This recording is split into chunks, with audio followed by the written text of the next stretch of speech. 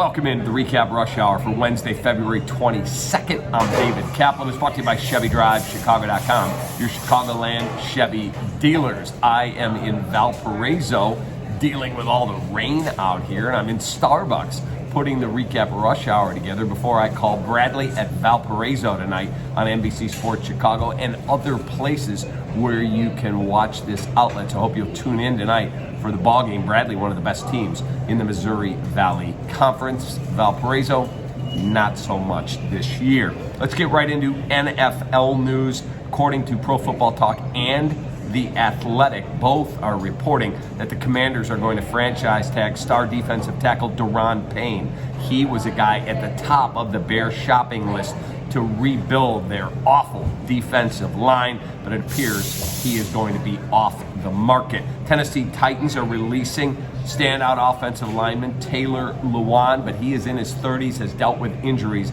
Not sure he would be a fit as the Bears look to get younger and better on the O-line. They're also releasing Robert Woods, a very speedy wide receiver who also played for the Rams. But Robert Woods is north of 30. Not sure if he's a fit yet as well. 49ers quarterback Brock Purdy had to delay his surgery, his Tommy John surgery on his injured right elbow, because the swelling has not subsided enough yet for the surgeon to feel good about the success of the Tommy John procedure, so he will wait at least a week or two more.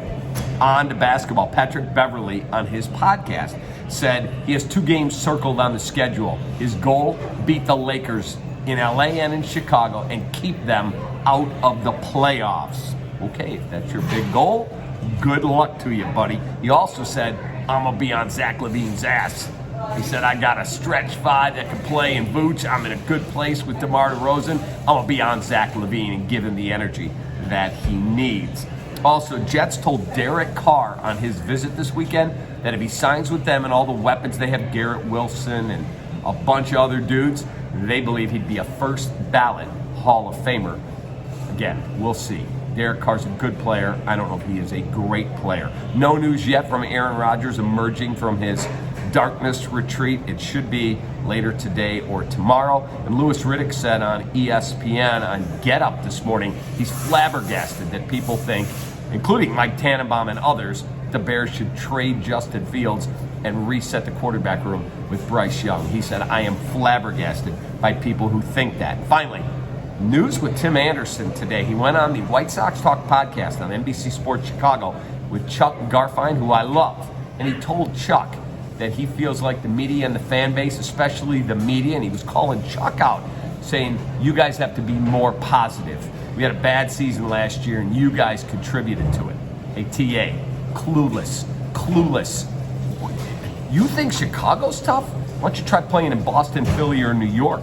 I wish we were as tough as the media and fan base is in those towns. So, TA, a horrible take. Again, you can find that on the NBC Sports Chicago White Sox Talk podcast. And finally, speaking of podcasts, Gordon Whitmire and I dropped our first episode of the Cubs Recap podcast. Episode 1 is out on YouTube as well as Spotify and everywhere else you get your podcast, except for Apple. It's coming soon to Apple Podcasts. So I hope you will give it a listen, post your comments, thoughts, and we'll have it for you every week, plus with breaking news. Have a great rest of your day. I'm off to go do this game.